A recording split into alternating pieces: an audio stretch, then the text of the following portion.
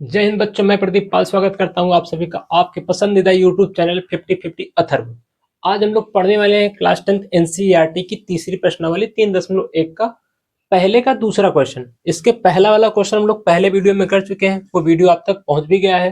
तो उस वीडियो को आप अगर देखेंगे तो आपको बातें समझ में आई होंगी। तो इस क्वेश्चन में क्या करना है, इस बातों को ध्यान देते हैं। क्वेश्चन हमारा क्या बोल रहा है, निम्न समस्याओं के रैखिक समीकरण यूं बनाइए। जो हमारे पास प्रॉब्लम दिया गया, जो क्वेश्चन दिया गया, इसका रैखिक समीकरण यूं बनाना है और उनके ग्राफीय विधि से हल ज्ञात कीजिए। और सेम चीज इसके पहले वाले क्वेश्चन में करके आए हैं, वही चीज यहाँ भी करना है। तो क्वेश्चन क्या है, 5 पेंसिल 7 कलमों का मूल्य 50 रुपए है, जबकि 7 पेंसिल तथा 5 कलमों का मूल्य 46 रुपए है। एक पेंसिल तथा एक कलम का मूल्य ज्ञात कीजिए। अब इस क्वेश्चन का हमें एक रैखिक समीकरण बनाना है। तो रैखिक समीकरण बनाने के लिए दो चर चाहिए, एक एक्स और दूसरा Y.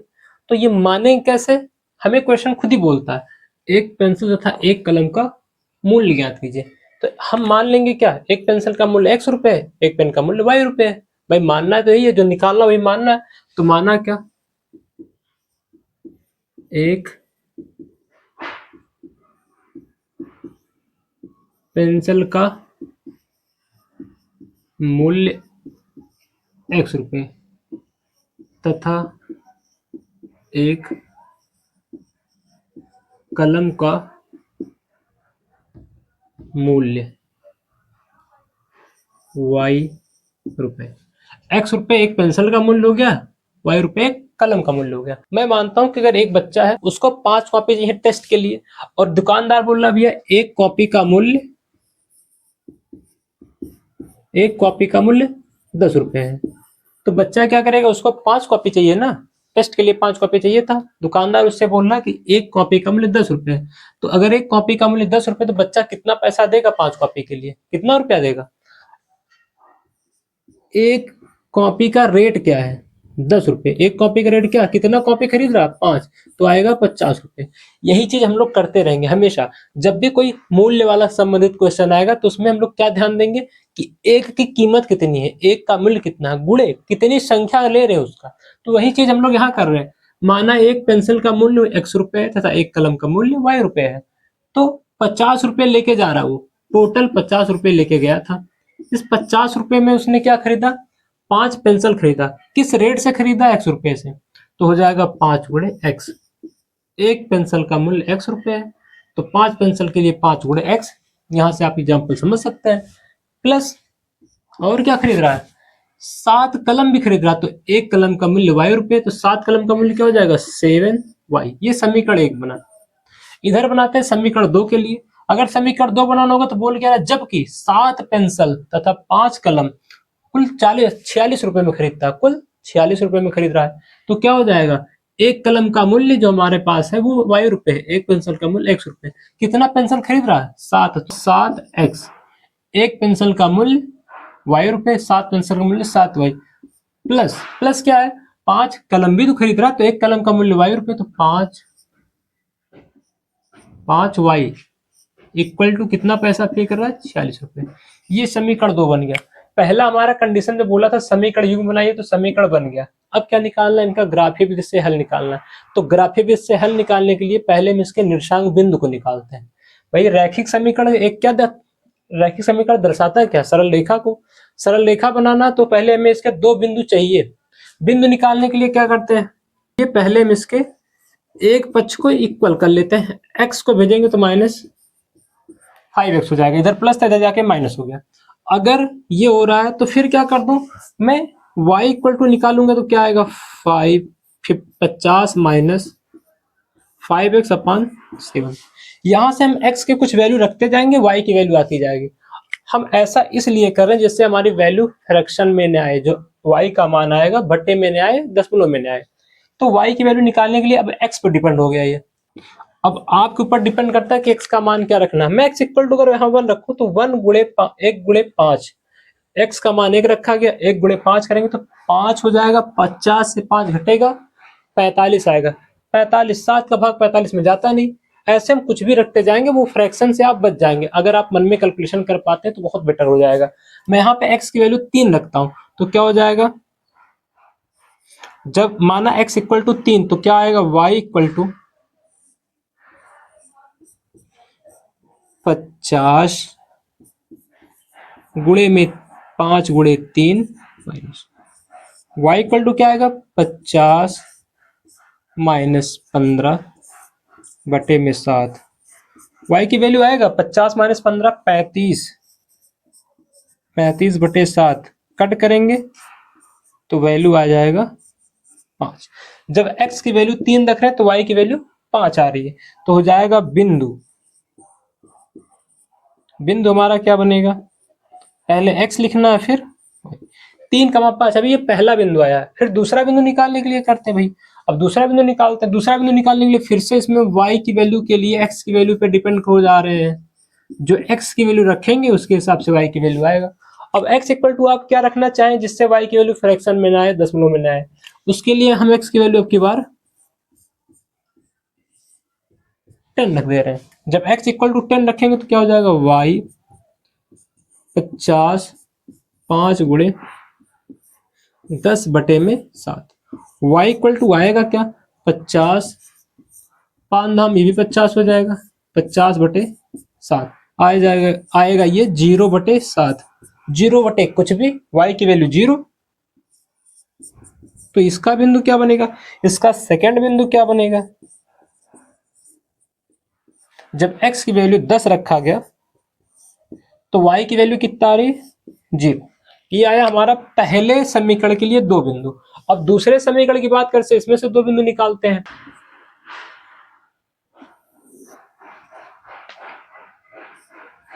Seven x plus 5y equal to 46, ये हमारा समीकरण 2 था। यहां से x 2 बिंदु निकालना है। समीकरण 2 से अगर 2 बिंदु निकालना होगा तो पहले मैं क्या कर लेता हूं, 7x equal to 46 minus 5y। 7x 5y को माइनस 5y को हम लोग राइट साइड भेज देंगे, माइनस हो जाएगा। x इक्वल टू आएगा 46 माइनस 5y बटे में 7। अब y का मान जो रखना होगा उसके हिसाब से x का मान आएगा। तो y इक्वल टू अब की इक्वल टू 5 रखते हैं। जब y इक्वल टू 5 रखेंगे तो x इक्वल टू 46 5 गुणे 5 बटे में 7। 46 माइनस 5 25 बटे में 7। x इक्वल टू क्या आएगा, 46 में से 25 घटाएंगे तो 21 बटे 7, कैंसिल करेंगे तो 3 आएगा। इसका बिंदु क्या मिला, जब y की वैल्यू 5 रख रहे हैं तो x की वैल्यू 3 आ रहा है, तो पहले बिंदु में x लिखा जाता है फिर y। तो बिंदु में पहले x लिखेंगे 3, y इक्वल टू 5। ये आया पहला बिंदु। दूसरा बिंदु इसका निकालना है, तो दूसरा बिंदु निकालने के लिए क्या करेंगे, x equal to 46 5y upon 7। अब फिर से यहाँ y की वैल्यू हम कुछ रखेंगे, उसके हिसाब से x की वैल्यू आएगा। अब आपको फिर सोचना कि y की वैल्यू यहाँ रखा क्या जाए जिससे x की वैल्यू एक फ्रेश नंबर आ जाए। हम रखते हैं यहाँ पे y की वैल्यू -2, तो y की वैल्यू -2 रखेंगे तो हो जाएगा 46 5 गुणे -2 बटे में 7। तो x की वैल्यू आएगा क्या 46 माइनस माइनस का गुणा प्लस हो जाएगा, 5 दूनी 10 बटे में 7 ये आया। अब 46 और 10 कितना हो जाएगा 56 बटे 7, कैंसल आउट करेंगे तो x की वैल्यू आएगा 8। जब y की वैल्यू -2 रखें तो x की वैल्यू 8 आ रहा है, तो इसका दूसरा बिंदु क्या होगा, बिंदु हो जाएगा 8, -2। ये पहले हम बिंदु निकाले हैं, अभी ग्राफ भी नहीं निकाले। पहला काम क्या किया, हम समीकरण बना लिए। समीकरण बनाने के लिए कंडीशन निकला, तो ये हमारा पहला समीकरण आया। इधर आइए दूसरा समीकरण, जबकि कंडीशन बोला था समीकरण बनाने के बाद ग्राफीय विधि से हल ज्ञात कीजिए। तो ग्राफीय विधि से हल निकालने के लिए सबसे पहले आपको बिंदु चाहिए। एक समीकरण के लिए 2 बिंदु चाहिए, तो पहले समीकरण के लिए 2 बिंदु यहाँ पे आया 3,5, दूसरा बिंदु है 10,0। दूसरे समीकरण के लिए पहला बिंदु यहाँ आया 3,5, दूसरा बिंदु है 8,-2। ये दोनों बिंदु अभी आ गए हैं। आप इसका स्क्रीनशॉट ले लीजिए जिससे हम लोग अब इसके ग्राफ पे पहुंच जाए। हम दोनों समीकरणों से 2 बिंदु निकाल लिए। पहले समीकरण का बिंदु आया 3,5, दूसरा बिंदु आया 10,0। ऐसे दूसरे समीकरण का पहला बिंदु आया 3,5 तथा दूसरा बिंदु आया 8,-2। अब इन बिंदुओं को हमें प्लॉट करना है, प्लॉट करके क्या बनाना है, ग्राफ। तो ग्राफ बनाने के लिए सबसे पहले हम देखते हैं क्या है, हमारे पास अक्ष रहने चाहिए, एक्स अक्ष, तो ये एक्स डैश, ये वाई होगा, तो ये आएगा इधर वाई डैश, ये 2 हो गया। अब बनाने के लिए देख क्या रहे हैं,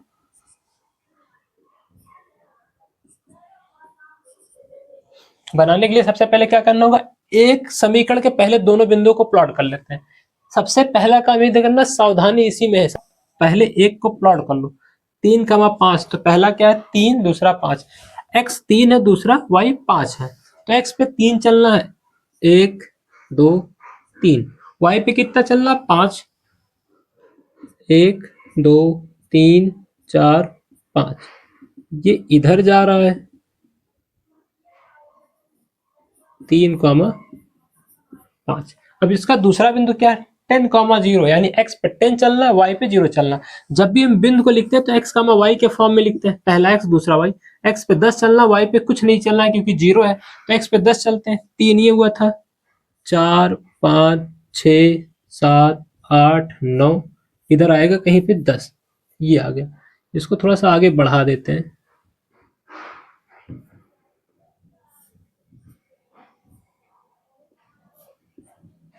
तो 10 के लिए क्या हो जाएगा, ये बिंदु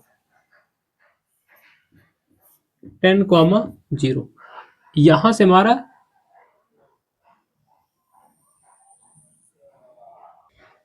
ये पहला समीकरण आया। पहले समीकरण है क्या, 5 + 7y = 50, ये पहले समीकरण का ग्राफ हो गया। अब दूसरे समीकरण का ग्राफ बनाते हैं, पहला बिंदु 3,5, दोनों का पहला बिंदु सेम आ रहा, 3,5 3,5, तो इसका 3,5 वही होगा जो पहले वाले का था, 3,5 मतलब x पे 3 चलना था, तो 1 2 3 चलेंगे, यही पहुंच जाएंगे जब 3 और 5 चलेंगे। तो पहला बिंदु तो हमारा फिक्स मिल ही जा रहा है, दूसरा बिंदु क्या होगा 8,-2, तो 8 x पे 8 चलना है कहाँ पे x पे 8, 1 2 3 4 5 6 7 8, यहाँ आएगा 8 आया यहाँ पे। y पे चलना -2, -2 कहाँ नीचे की तरफ होता, तो 1 2 ऐसे ही जाते जाएंगे ऐसे हम जाते जाएंगे, यहाँ पे जाके कट करेगा 8,-2, ये हमारा दूसरा बिंदु जाएगा।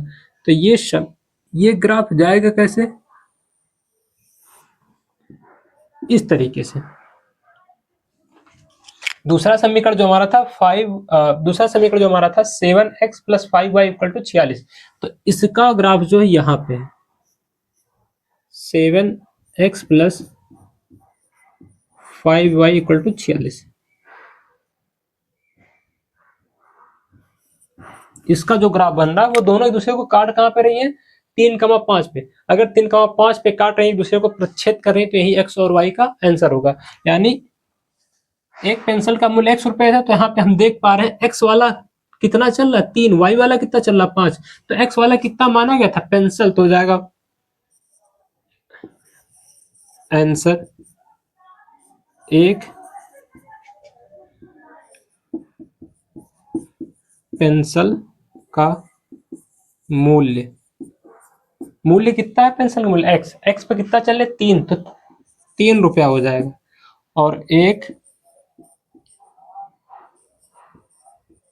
कलम का मूल्य y कितना है 1 2 3 4 5 पहुंचने के बाद y पे जा रहे हैं, तो 5 रुपए। ये हमारा था पहले क्वेश्चन का दूसरा भाग। उम्मीद करता हूं कि आपको ये वीडियो बहुत अच्छा समझ में आया होगा।